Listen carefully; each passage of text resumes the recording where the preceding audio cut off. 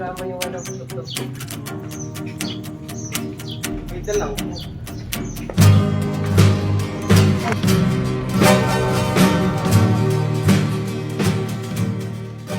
San Pablo University Library kung saan tayo kumukuha ng mga impormasyon na hindi natin alam tungkol sa mga nag-aaralan natin.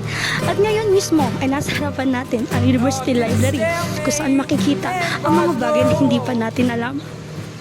Ang gym na to, ito naman yung part na nakakatakot talaga minsan. Napakadilim, das minsan CR din to.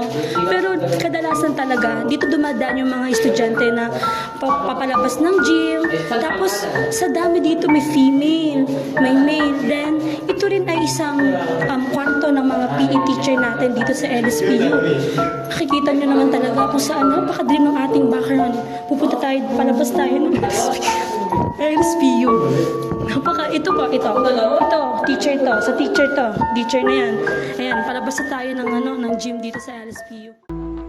At sa puntong ito, dito tayo ngayon sa gymnasium ng LSPU, kung saan dito tinatanghal lahat ng mga palabas, kahit ang graduation, mga weeks, at minsan, ito din natin tinaganap ang mga election sa ating paaralan.